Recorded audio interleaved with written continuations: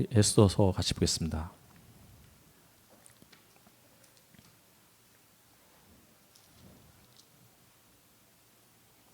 에스더 1장 14절부터 20절까지를 교독하겠습니다.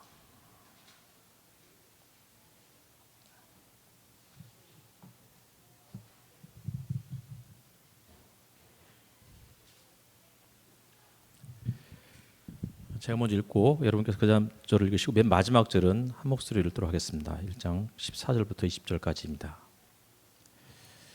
왕 앞에는 가르스나와 세달과 아드마다와 다시스와 메르스와 마르스나와 무무간 등 페르시아와 메대의 7 대신이 있어서 늘 왕과 직접 대면하여 의견을 나누었는데 그들은 나라 안에서 벼슬이 가장 높은 사람들이었다.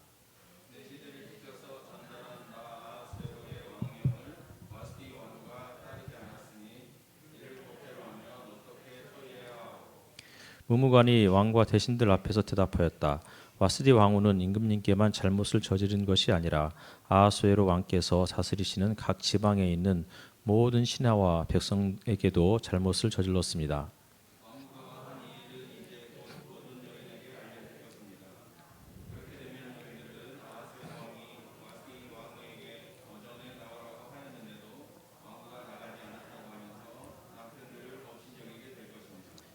페르시아와 메대의 귀부인들이 왕후가 한 일을 알게 되면 오늘 당장 임금님의 모든 대신에게도 같은 식으로 대할 것입니다. 그러면 멸시와 분노가 걷잡을 수 없이 되풀이될 것입니다.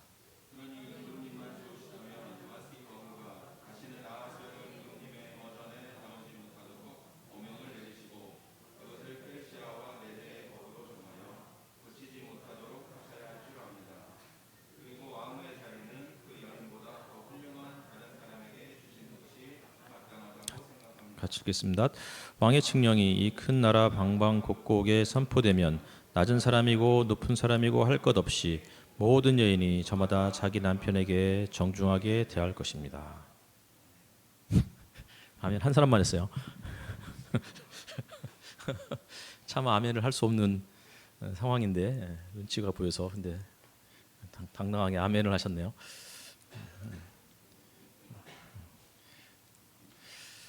예, 오늘 설교를 이제 에스더를 시작을 하게 되는데요. 에스더 설교를 들어보시는 분들은 아마 대부분이 그냥 죽으면 죽으리다 요 구절을 중심으로 설교를 들으셨을 거예요.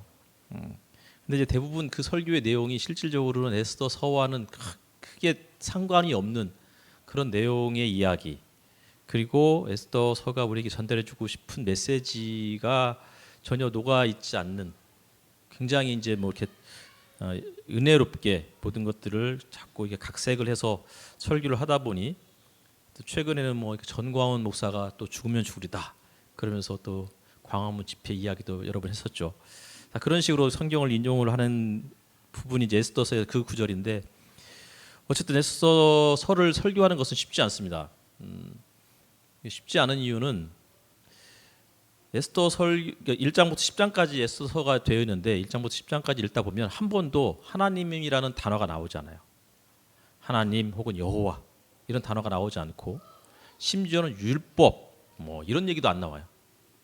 그리고 우리 흔히 말하는 어떤 신앙적인 이야기, 영적인 이야기 이런 것도 전혀 등장하지 않습니다. 그래서 이제 많은 사람들이 에스더서는 성경에 포함된 것이 이해할 수 없다. 왜냐하면 그 이야기는 주로 유대인들의 어떤 그 절기, 민족적인 절기인 불임절을 기원으로 어떻게 기원이 됐는지를 설명하는 책인데 이게 왜 정경에 포함되어야 하느냐. 그래서 이제 종교개혁자였던 마틴 루터는 에스더서가 성경에 포함되지 않았으면 훨씬 더 좋았을 뻔했다, 이런 이야기를 할 정도로 에스더서는 특별히 개신교, 기독교에서는 환대를 받는 그런 성경은 아닙니다. 그런데 어쨌든 에스더서가 구약 성경에 포함되어 있죠. 그러면 하나님이나 율법이나 뭐 신앙 이런 이야기가 하나도 등장하지 않는데 어떻게 우리가 에스더서를 성경에 포함했으며 또 에스더서를 가지고 어떻게 설교를 할 수 있을까? 그러니까 적어도 그래도 좀 뭔가 기적 같은 것도 나오고 우리가 인간적으로 그 이성적으로 설명을 할 수 없는 그런 부분들, 좀 약간 초자연적인 이야기들이 나와야 그래도 이 안에 하나님이 개입하셨고, 그리고 친히 하나님께서 또 말씀하셔야 적어도 예언이구나 이거는, 혹은 계시구나 이렇게 말할 수 있는데, 이런 것들이 전혀 등장하지 않는 이런 책에서 어떻게 이런 책이 어쨌든 성경에 포함되어 있으며 이런 책에서 어떻게 설교의 주제를 뽑을 수 있을까? 더군다나 본문에 충실하면서 동시에 은혜 받는 설교를 할 수 있을까? 거의 불가능하지 않을까라는 생각을 하게 됩니다. 그러니까 이 마치 에스더서에서 설교를 하라는 이야기는 하나님이 없는 세상에서 하나님의 인도하심, 하나님의 섭리하심, 하나님의 보살피심, 이런 이야기들을 하라고 하는 것 같은 얘기인 거죠. 그러니까 해변에서 그 바늘, 잃어버린 바늘을 하나를 찾는 그러한 작업과도 유사한 것이 아닐까, 이런 생각을 해보게 됩니다. 에스더서는 페르시아 땅에서 살아가는 유대 공동체에 닥친 위기를 극복하는 과정을 보여준 그런 책입니다. 그러니까 바벨론 제국의 침공으로 성전이 파괴되었죠. 그리고 그때 많은 지도자들이 이스라엘 땅에서 바벨론으로 포로로 끌려왔습니다. 그리고 수십 년이라는 세월이 그렇게 흘러갔죠. 그 땅에서 수십 년이라는 세월을 종으로, 식민지 백성으로 그들은 그냥 하고 싶은 말도 못하고 눈치 보면서 살아갈 수밖에 없는 그런 사람들이었습니다. 누구보다도 아마 그 주눅든 상태로 살아가는 사람들이 페르시아 혹은 바벨론 땅의 이스라엘 백성들이었을 것입니다. 어쨌든 간에 그 바벨론이 이스라엘을, 남유다를 그렇게 무너뜨리고 포로로 끌고 간 이후에 수십 년이 흘렀고, 그리고는 바벨론 제국이 영토를 급하게 확장하면서 동시에 권력의 공백이 생겼고, 그 공백이 생긴 틈을 타서 페르시아라는 또 다른 제국이 역사에 등장을 하게 되죠. 페르시아는 결국은 바벨론 제국을 무너뜨렸습니다. 그리고는 페르시아의 고레스라는 왕이 페르시아 땅 혹은 바벨론 땅에 살고 있는 백성들, 다른 이민족들은 자기 땅으로, 고토로 돌아가도 된다라는 그런 칙령을 내렸죠. 그런데 이제 문제는 유대인들 중에서 상당수가 바벨론에서부터 이제 해방이 되었으니까 자기 땅으로 돌아갈 거라고 예상을 했는데, 실질적으로 그런 일이 벌어지지 않았습니다. 1차, 2차, 3차에 이어서 계속해서 수십 년 동안 포로에서부터 귀환을 하지만, 그러나 끝끝내 포로에서부터 귀환하지 않고 바벨론 땅 혹은 페르시아 땅에 영원토록 정착한 사람들이 상당수가 있었습니다. 돌아온 사람들은 믿음이 좋은 사람들이고, 페르시아 땅에서 남아있는 사람들은 믿음이 좋지 않은 사람들일까? 우리가 이제 이렇게 이분법적으로 생각할 수 있지만, 그러나 그 땅에 남아있는 사람들 중에서 에스더와 모르드게, 그리고 이름 없는 수많은 유대인들의 삶에 대한 이야기가 에스더서에서 그렇게 소개가 되고 있는 것이죠. 왜 그 당시에 팔레스타인 땅에 살고 있었던 사람들이 돌아가도 된다라는 칙령에도 불구하고 돌아가지 않았을까? 아마 첫 번째는 성전이 무너진 상태였기 때문에 돌아가지 않았을 것입니다. 성전이 없는 상태에서 돌아가면, 성전이 있어야 자신들을 창조하셨고 돌보시는 하나님이 거하시는 처소가 있는 것인데, 처소가 만들어져 있어야 되는데, 그런 것이 없는 상황에서 하나님이 없는 땅은 결국은 바벨론 땅이나 이스라엘 땅이나 매일반이다라고 생각을 했을 것입니다. 그리고 성전이 없었을 뿐만 아니라 이스라엘 땅은 여전히 다윗 왕조의 후손인 이스라엘, 그러니까 유다 왕이 통치하는 세상이 아니고 페르시아로부터 파견된 총독이 다스리는 땅이었습니다. 그러니까 페르시아 땅에서 사나 유대 땅에서 사나 성전도 없고 왕도 없는데 굳이 돌아가서 고생할 필요가 뭐가 있을까? 이런 생각을 하는 것은 아마 당연한 그런 상황이었을 것입니다. 성전이 무너지고 수말리 떨어진 낯선 땅에서 살아가는 일은 하나님의 백성에게는 상당한 충격이었을 것입니다. 바벨론의 이스라엘이 패망을 하고 그리고 성전이 무너졌을 때, 그 당시에 이스라엘 백성들이 느꼈던 충격은 자신들이 패배했다는 그 정도가 아니고 하나님이 야훼 하나님이 바벨론에 주신 마르둑에게 패배하였고 그리고 느부갓네살 왕이 예루살렘 성전에서 수많은 성전 기물들을 다 가지고 나갈 때에 그들은 그것을 지켜보는 유대인들은 하나님이 마르둑에게 포로로 끌려가서 마르둑의 신전에 인질로 잡혀 있는 거라고 그렇게 이해했을 것입니다. 야훼 하나님만이 유일한 창조주이시고 그분만이 전능하신 분인 줄 알았는데 실질적으로 현실을 보니 하나님보다 야훼 하나님보다 훨씬 더 힘이 센 신이 존재한다는 사실을 그들은 어쩔 수 없이 그런 현실들을 받아들이게 되는 것이었죠. 낯선 이방인의 땅에서 하나님의 백성으로 살아가는 일은 녹록지 않았을 것입니다. 성전이 있어야 되는데 그래야 성전이 있어야 주기적으로 성전을 중심으로 해서 가서 제사를 드리고 그리고 성전에서 벌어지는 수많은 그 제사장들의 선언, 특별히 죄사함을 선포하는 이런 이야기들 그리고 성전을 중심으로 해서 벌어지는 희년이라든지 안식년이라든지 이런 다양한 그 절기의 제도들이 시행이 되어야 하는데 성전이 없으니 정기적으로 찾아갈 공간을 잃어버린 것이었고 정기적인 공간을 찾아갈 공간이 없으니 그들의 믿음의 구심점이 사라지는 것은 불을 보듯 뻔한 일이었죠. 마음껏 예배를 드리고 마음껏 기도하고 함께 성경을 읽고 그러면서 그 안에서 삶을 일구어 나가야 하는 그런 어떤 중심으로서의 공동체, 그 공동체가 와해돼 버린 것입니다. 이런 상황 속에서 더 심각한 것은 이제는 더 이상 유대인이라는 정체성을 드러내서는 안 되는 상황이 그들에게 닥쳐왔습니다.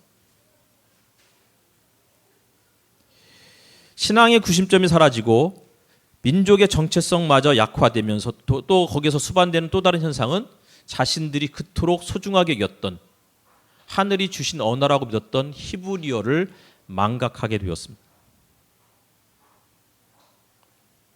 결국 바벨론 제국이 페르시아에 멸망하라고 그래서 페르시아의 고레스 황제가 자기 땅으로 돌아가도 된다라는 그런 칙령을 들었음에도 불구하고 유대인들에게는 크게 변한 것이 없었던 것이죠. 여전히 그들은 식민지 백성이었고 종이었고 나그네로 살아가야만 하는 그러한 처지였습니다. 처음에 그들 중에 그들의 이제 할아버지나 아버지들이 포로로 끌려왔을 때 그때의 그 세대죠. 그 세대는 이미 역사에서 사라졌습니다. 할아버지, 아버지. 다시 말하면 성전을 보았고 그리고 율법을 간직했던 그들은 이미 나이가 먹어서 세상을 떠나고 말았고 이제는 바벨론이나 페르시아 땅에서 태어난 사람들이 유대 공동체의 주축 세력이 되었습니다.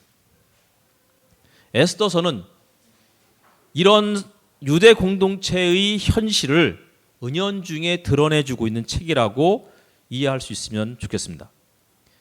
그러니까 에스더서에는 하나님이라는 이름이 한 번도 등장하지 않고 그리고 아까 율법이나 혹은 토라 아니면 거기에 신앙적인 이야기 이런 것들이 전혀 등장하지 않고 기적도 등장하지 않고 심지어는 예언자도 나타나지 않는 이런 상황 속에서 에스더서가 우리에게 전해진 것은 하나님 없는 세상에서 살아가는 하나님의 백성들에게 어떻게 살아가는 것이 하나님께서 주시는 삶의 지혜인지 이런 것들을 배우도록 도전하는 목적으로 우리에게 주어진 것은 아닐까 이렇게 생각을 하는 것이죠. 이방 땅에서 종으로 살아가는 하나님의 백성들에게 성전이라든지 율법이나 혹은 토라 혹은 십계명 아니면 신앙의 문제 이런 것들을 논하는 것, 신학적인 문제를 논하는 것은 사치였는지도 모르겠습니다. 그러니까 하나님 없는 세상의 단적인 내는 어떤 모습이고 하나님이 없는 세상 속에서 어떻게 살아가야 할까? 이것이 에스더서가 우리에게 던져주는 질문이면서 동시에 우리가 찾아내야 할 해답인 것이라고 저는 그렇게 이해하고 있습니다. 아하수에로 왕, 1장 1절에 보니까 아하수에로 왕 때에 있은 일이다 이렇게 나와 있어요. 아하수에로 왕. 우리는 성경은 뭐 아하수에로라고 이야기하고 있지만 일반 역사에서는 크세르크세스 이렇게 되어 있어요. 영화 300이라는 혹시 영화 보셨어요? 그 영화가 진짜 저는 뭐 재미가 없었는데 그런 영화를 왜 보는지 잘 모르겠어요. 뭐 남성의 그 근육질을 막 자랑하면서 옷도 별로 안 걸치고 나와가지고 맨날 싸움만 하고. 근데 어쨌든 뭐 저 같은 사람에게는 뭐 열등감만 자꾸 자극하는 그런 영화니까 별로 좋아하지 않죠. 근데 어쨌든 그 영화 300에 등장하는 페르시아의 왕이 크세르크스 1세예요. 근데 이 영화에 실질적으로 역사적으로는 한 2, 300만의 대군을 이끌고 페르시아가 그리스를 정벌하기 위해서 떠난 해전인데 그게 이제 살라미스 해전인데 그 살라미스 해전에서 결국은 페르시아가 그리스에 패전을 하죠. 그리고 나서 아하수에로 혹은 크세르크스 1세가 그 이제 본토로 돌아온 이후에 심각한 권력의 위기에 봉착하게 되고 얼마 지나지 않아서 반란에 의해서 크세스는 암살을 당하고 그러면서 그의 이제 그 왕조가 끝나죠. 근데 이제 크세르크세스 혹은 아하수에로 왕은 바로 그의 선친은 다리우스 황제였어요. 다리우스 황제는 그리스를 정벌하고 거기에 식민지를 세운 왕이에요. 워낙 탁월한 왕이었죠. 그리고 그 이전의 왕들, 고레스라든지 혹은 캄비세스라든지 이런 왕들은 어쨌든 아하수에로가 보기에는 아주 거의 신적인 존재, 탁월한 지도자들이었죠. 그에 비해서 그들 자신의 선친과 어떤 조상들이 물려준 어마어마한 제국, 동으로는 인도로부터 서로는 북아프리카의 이디오피아까지 어마어마한 영토를 확보한 상태에서 그런 제국을 물려받은 아하수에로는 늘 자신만만할 줄 알았는데 그렇지 않은 거죠. 아버지나 혹은 할아버지 그들에 비해서 자신은 조금 더 뭔가 부족할 거라는 생각. 그러니까 그들은 식민지를 개척해서 제국을 건설한 어떤 그런 황제였다면 자기는 이미 물려받은 그런 다 된 그 제국을 물려받은 황제로서 그들보다 더 못해서는 안 되고 적어도 그들이 물려준 제국만큼은 제대로 유지해야 된다라는 어떤 그런 강박증을 가질 법한 그런 상황에 이 왕이었던 거죠. 그러니까 당연히 1장에 보니까 180일간의 잔치 그리고 또 바로 끝나자마자 일주일간의 수산성에서의 화려한 잔치 이런 것들을 배설을 하고 함께 연회를 즐겼던 이유는 자신의 권력이 그래도 아직까지는 이상 없이 안전하게 이 제국을 이끌어갈 수 있을 만큼의 강한 리더십을 갖고 있다는 사실들을 보여주고 싶었을 거라고 그렇게 이해할 수 있을 것 같습니다. 1장 4절을 읽어보면 자기 왕국이 지닌 영화로운 부요와 찬란한 위엄을 과시하였다. 잔치는 여러 날 동안 무려 180일이나 계속되었다. 아하수에로는 부모가 물려준 혹은 그의 선대 왕들이 물려준 영화로운 부요 그리고 찬란한 위엄을 과시해야만 적어도 자신의 지도력을 의심하지 않을 것 같다는 그러한 생각 속에서 이런 어떤 어마어마한 잔치를 아마 베풀었을 것이라고 이해할 수 있습니다. 말씀드렸듯이 부친 다리우스에 이어서 그리스 정벌을 하는데 엄청난 노력을 기울였던 아하수에로는 그러나 결국은 두 번의 대전투에서 패배를 하고 말았습니다. 2장 1절을 보면 이러한 일이 있은 지 얼마 뒤에 이 부분에서 유대 랍비이자 학자인 요람 하조니는 이 2장의 배경은 아하수에로가 그리스와의 살라미스 해전에서 대패하고 나서 돌아온 이후 엄청나게 주눅들고 열등감에 빠진 상태를 묘사하고 있다라고 그렇게 추측하고 있습니다.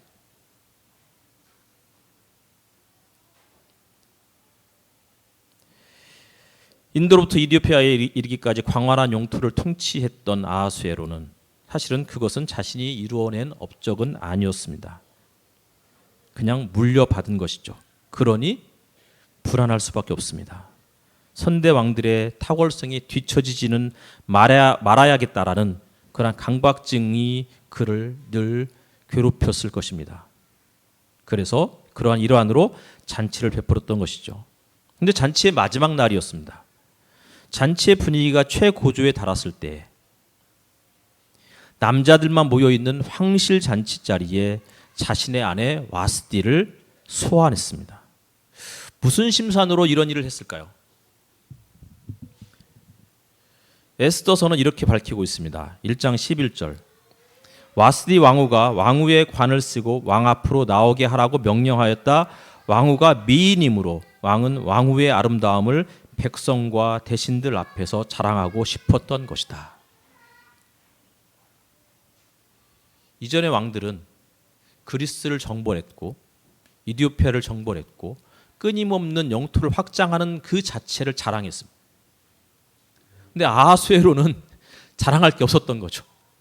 아니, 그래도 자랑할 게 그래도 있었죠. 뭐 어쨌든 이것도 굉장히 큰 자랑이니까. 어쨌든 자신의 권력, 자신의 남성성을 과시하고 싶은데 가장 이 잔치의 마지막 날 하이라이트 때 자신의 아내의 미모를 다른 사람들에게 보여줌으로 나는 여전히 이 제국의 황제이며 여전히 황후 와스디의 자신감 넘치는 남편이라고 아마 보여주고 싶었던 것이죠. 이 남자들의 가장 큰 문제 중에 하나가 이 과시욕이라고 그러는데 어쨌든 이 과시욕 때문에 아하수에로는 결국은 망하게 됩니다. 6개월간의 잔치에 이어서 수산성 백성을 위한 일주일간의 또 다른 잔치, 빈부 귀천을 가리지 않고 모든 백성을 왕궁 정원으로 초청을 했는데 이 정원에는 어마어마한 음식과 술 그리고 정원 자체의 화려함과 장엄함 때문에 그곳에 참여한 모든 백성들은 그냥 입이 쩍 벌어졌을 것입니다. 일주일 내내 먹고 마시면서 이 황실 정원의 아름다움에 심취한 백성들은 일주일이 지날 무렵에 자기도 모르게 이렇게 자신들에게 호의를 베풀고 은혜를 베푸는 황제에게 나도 충성을 다하리라 이런 마음을 가졌을 법합니다. 황제의 명이라면 무조건 복종할 것이고 황제를 위해서라면 심지어는 목숨까지도 아끼지 않겠다라는 마음까지 먹는 충성도 높은 사람들은 늘어났을 것입니다. 그리고 그것을 지켜보는 아하수에로 왕은 회심의 미소를 지으며 이제 됐다라고 만족하는 그러한 얼굴 표정을 짓고 있었을 것입니다. 그리고는 황후를 불러오라고 데리고 오라고 그렇게 명령을 내렸던 것이죠. 그런데 황후가 그 머리에 관을 쓰고 남자들만 모여 있는 황실 잔치. 왜 남자들만 모여 있느냐면 황후 와스디가 여성들 부인들만을 위한 연회를 따로 베풀었기 때문이죠. 어쨌든 남자들만 모여 있는 이 자리에 자신의 아내이자 국모인 와스디를 불러오라고 명령을 했는데 그것을 그 자리에서 거절했습니다. 잔치 마지막 날이었고 그 자리엔 왕과 대신들 그리고 백성들이 다 모여 있는데 그 자리에서 와스디가 단호하게 거절을 했던 것이죠. 왜 거절했을까요? 어떤 사람은 아마 와스디도 일주일 동안 잔치를 했으니까 일주일 내내 술을 마셔서 술김에 이런 어마어마한 실수를 저질렀고 그래서 폐기도 당하고 그리고는 끔찍한 비극으로 그 생을 마감했을 것이다. 그렇게 추측하는 사람도 있죠. 하지만 성경은 뭐 그런 얘기를 하고 있지는 않습니다. 어쨌든 잔치는 술에 잔뜩 취한 채 이성보다는 감성이 지배하는 그 순간이었고, 그 모든 사람들이, 더더군다나 가장 중요한 잔치의 주인공인 황제가 기분이 가장 좋을 그 무렵에 수많은 백성들이 보는 앞에서 왕후가 나타나지 않고 참석할 수 없다라는 통보를 받았을 때 당연히 황제는 기분이 나빴을 것입니다. 종종 그런 얘기를 참 많이 들었어요. 남자들은 자존심을 먹고 산다고. 그러니 아내들은 남자의 자존심을 건드리지 말라고. 제가 그 얘기를 몇 번 집사람한테 했더니 그럼 여자는 자존심이 없는 줄 아느냐고. 다 똑같은 사람이라고. 그런 얘기를 하더라고요. 그러면서 괜히 자존심 상했다고 화내거나 열받지 말으라고. 어쨌든 간에 아하수에로는 열받았고, 열받아서 결국은 황후를 폐위하는 지경에까지 이르게 되었습니다. 이스라엘의 하나님은 남자와 여자를 창조하셨을 때 자기의 형상대로 창조했다라고 하는 것이 창세기 1장의 핵심 주제입니다. 남자와 여자를 창조했는데 하나님의 형상대로, 다시 말하면 남자만이 아니고 여성도 그렇다는 것입니다. 그리고 2장에서는 여자를 창조할 때 남자의 갈비뼈를 빼서 만들었다고 서술하면서 처음 남자가 여자를 보는 그 순간 이는 내 뼈 중에 뼈요 살 중에 살이다 라고 고백을 했죠. 1, 2장에서 하고 싶은 메시지는 무슨 얘기냐면 남녀는 다 하나님의 형상대로 지음받은 소중한 존재이고, 더불어서 여성은 남자에게 있어서는 가장 소중한, 그가 없이는 살아갈 수 없는 파트너라는 것을 가르쳐 주기 위해서 창세기 1장과 2장이 우리들에게 그렇게 전해지고 있는 것입니다. 하지만 페르시아는 그렇지 않아 보였습니다. 적어도 페르시아는 아니었을지 몰라도 적어도 아하수에로 왕에게는 여성은, 특히 자신의 아내는 그냥 하나의 자신의 놀이개 혹은 자신의 남성성이나 권력을 드러내는 가시욕의 수단에 불과했던 것 같습니다. 그리고 잔치 마지막 날 백성들 앞에서 자신의 권력과 남성성을 과시하고 싶었는데, 그 성대한 잔치에 활용 점정을 찍고 싶었는데 와스디가 자신의 기대를 단호하게 저버렸던 것입니다. 그래서 12절에 보니까 이 소식을 들은 왕은 몹시 화가 났다. 마음속에서 분노가 불같이 치밀어 올랐다. 그토록 좋았던, 거의 6개월과 일주일 동안 지속되었던 이 잔치의 분위기가 순식간에 사그라들고 말았습니다.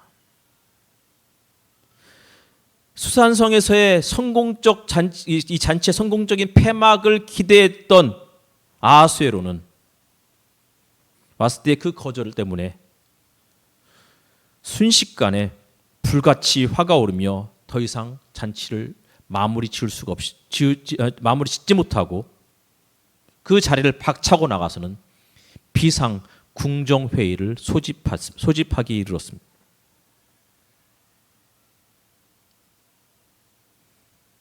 대신들이 모여서 왕에게 제안을 하죠. 16절입니다. 우리 한번 16절은 같이 읽어보도록 하겠습니다. 자, 시작.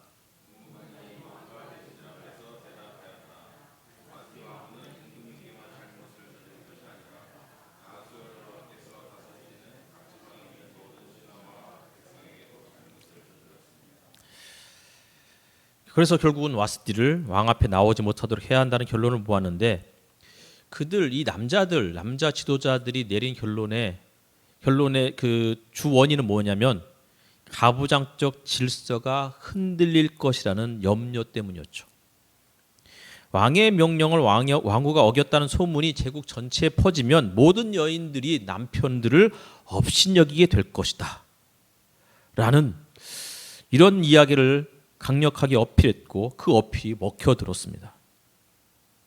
그러면서 단호한 결정을 법으로 만들어서 공포하는데, 그렇게 되면 낮은 사람이고 높은 사람이고 할 것 없이 모든 여인이 저마다 자기 남편에게 정중하게 대할 것입니다. 이게 20절 내용이죠. 그리고 조서의 내용은 22절에 나와 있는데, 남편이 자기 집을 주관하여야 하며 남편이 쓰는 말이 그 가정에서 쓰는 일상 언어가 되어야 한다. 이랬으면 좋겠죠. 남편들의 말이 법이고 남편은 하늘이고, 이게 불과 제가 어렸을 때만 해도 이런 게 당연한 현실이었는데, 제가 어렸을 때만도 아니에요. 제가 청년 때도 교회에서 늘 그렇게 가르쳤어요. 근데 2000년에 쫙 접어들면서 21세기 접어들면서 한국 사회도 어느덧 갑작스럽게 페미니즘 열풍이 광풍이 몰아쳤죠. 그리고는 이제 남편은 하늘이고 아내는 땅이다, 뭐 이런 말을 하면은 거의 이제 뭐 돌팔매를 얻어맞을 수밖에 없는 이런 상황이죠. 어쨌든 조서의 내용은 힘으로 권력으로 여인을 굴복시키고, 그리고 그러한 힘과 권력으로 여인들로부터 존경심을 자아내게 만들어야 된다는 것이 그 골자였습니다. 하나님 없는 사회의 단적인 예가 아닐까 싶습니다. 물론 하나님을 믿는다, 신앙이 있다고 하면서도 여전히 여성들이나 아이들 혹은 애완동물이나 주변의 그 창조 세계를 학대하고 비인격적으로 대한다고 하면 그 사람들은 역시 하나님을 믿는다고 하지만 여전히 하나님을 모르는 사람이라고 그렇게 결론을 내릴 수밖에 없습니다. 여인의 인격이나 자존심은 완전히 무시하고 오로지 외모로만 사람을 판단하는 풍토가 지금으로부터 2500년 전이나 지금이나 크게 달라지지 않은 것을 보면 역사는 참으로 더디게 진보하는 것은 아닐까 싶기도 합니다. 그리고 이 장은 결국 와스티 왕후가 폐위당하고 그리고는 새로운 왕비를 뽑는 장면이죠. 근데 뭐 어쨌든 간에 아하수에로 왕이 굉장히 힘이 없어 보여요. 이 장에 가면 갑작스럽게 자신이 내보낸 왕후가 생각이 나고 우울해지고 힘이 없고, 그러자 신하들이 함께 모여서는 왕의 원기를 돋기 위해서, 왕에게 자신감을 회복시키기 위해서 내린 결론이 무엇이었어요? 아리답고 젊은 처녀들을 뽑아서 도성 수산으로 데려오게 하시고 후궁에 불러다가 궁녀를 돌보는 내시 해계에게 맡기고 그들이 몸을 가꿀 화장품을 내리십시오. 그러면서 제국 전체 수많은 처녀들을, 그것도 아리따운 처녀들만을 골라서 황실로 데려오게 했습니다. 이 여인들이 몇 살이었을까요? 아마 10대 중후반의 젊은 여인들이었습니다. 어린 여인들이죠. 지금으로 보면은. 그리고 나름 가문도 좋은 가문의 자녀들이었을 것입니다. 그리고 기본적으로 미인이었죠. 좋은 교육을 받고 좋은 가문에 거기다가 외모도 출중하니 그동안 그 지역에서만큼은 수많은 남성들의 시선을 이렇게 한 몸으로 온몸에 받는 그러한 나름 그래도 인정받는 여성들이었을 것입니다. 그런데 갑자기 이런 칙령이 내려지고 나서는 자신의 의지와 상관없이, 그 중에는 어떤 사람은 이미 약혼한 사람이 있었거나 혹은 마음에 둔 사람이 있었을 텐데도 불구하고 그런 것과는 전혀 상관없이 황제의 명령 때문에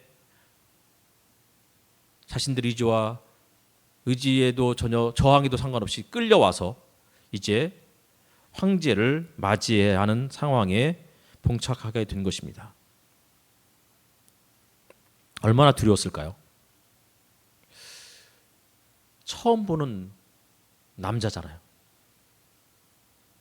근데 그 사람과 기본적으로 이 사람이 어떤 성향의 사람인지, 어떤 생각을 갖고 살아왔는지, 무슨 고민을 갖고 있는지 이런 것들을 전혀 알아볼 그런 여유도 없이, 기회도 없이 그냥 자기 몸을 1년 동안 가꾼 이후에 제비 뽑아서 한 사람씩 황실로 들어가는 거죠. 그때 들어가는 여인은 기분이 좋았을까요? 뭔가를 기대했을까요? 어떻게 하면 이 황제를 만족시킬 수 있을까? 이 남자는 무엇을 좋아하며 이 남자의 마음을 어떻게 사로잡을까? 오로지 그 마음에 1년을 버텼고, 그런데 대다수의 지금까지의 모든 여성들은 그러다가 황제의 눈에 마음에 들지 않아서 황제를 만족시키지 못해서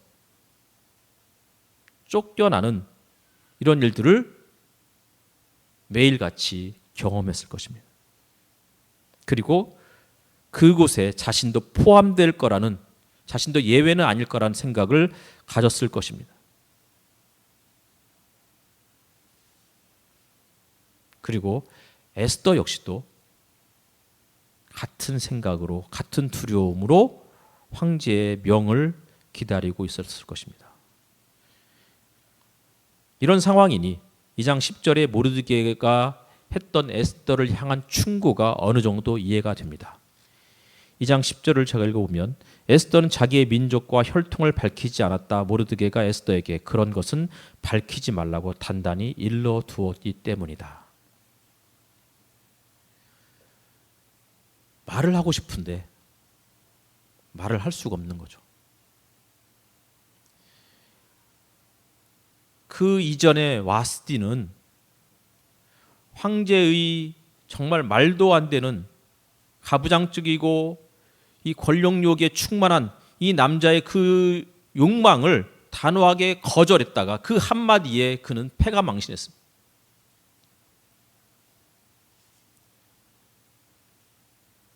그런 상황에서 에스더가 자신의 민족적 정체성, 자신의 신앙, 이런 것을 대놓고 이야기하는 것은 거의 죽음을 자초하는 행위였을 수도 있습니다. 자신의 생각, 자신의 의견, 자신의 정체성, 이런 것들은 황제에게 있어서는 전혀 중요하지 않았고, 그런 것들을 내세우는 것은 황제를 무시하는 것이었습니다. 기본적으로 자기의 생각이나 욕망조차도 철저하게 억압되는 사회, 그것이 페르시아의 아하수에로가 통치하던 시기의 사회적 분위기였던 것입니다. 말씀을 읽겠습니다. 하나님이 없는 세상의 특징은 무엇일까요? 에스더서는 말씀드렸듯이 하나님도 율법도 신앙도 심지어는 기적이나 예언자도 등장하지 않는 성경책이었습니다. 대단히 세속적이라는 평을 받기에 충분한 책이죠. 그런데 왜 이것이 성경에 포함되어야만 했을까요? 내가 그리스도인입니다. 저는 예수를 믿는 사람입니다. 라는 것조차 말할 수 없는 현실. 이런 현실 속에서 어떻게 살아가는 것이 지혜로운 것인지를 우리에게 이해하게 해주고 싶은 것이 아마 에스더서의 주제가 아닐까 싶습니다. 적어도 오늘날 우리의 현실은 하나님이 살아 계신다고는 믿는데 하나님이 살아 계신다라는 느낌은 그닥 강하게 받지 못하고 있습니다. 우리가 예배를 드릴 때마다 하나님 성령님 임재해 주십시오라고 기도하지만 실질적으로 예배를 통해서 성령의 강한 임재 이런 것들을 체험하는 일도 흔치 않습니다. 적어도 전에는 예배 때마다 모여서 방언으로 기도하면서 그러면서 거기에서 느끼는 어떤 전율감이라도 있었는데 이제는 그런 것조차도 없습니다. 기도했는데 예전에는 기도하면 하나님께서 기도하는 족족 다 들어주신다고 그렇게 믿고 실질적으로 그런 경험들이 종종 있었는데 이제는 기도해도 기도응답이 잘 이루어지지 않고 기도응답이 이루어지지 않으니 별로 기도하고 싶은 힘이 생기질 않습니다. 다시 말하면 지금의 하나님은, 우리가 믿고 예배하는 하나님은 너무나도 힘이 없고 무기력해 보입니다. 안 계신 것 같지는 않았는데 그러나 우리 가까이 계시지도 않는 것 같습니다.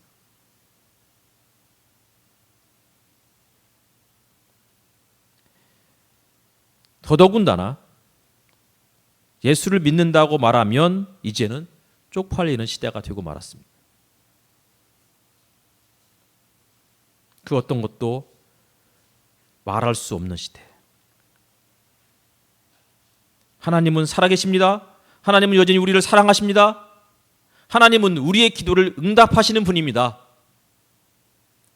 라고 담대하게 외칠 수 없는 그러한 시대. 이런 시대에 우리는 어떻게 살아가야 할까요? 다음 주에 이어서 말씀드리도록 하겠습니다. 기도하겠습니다.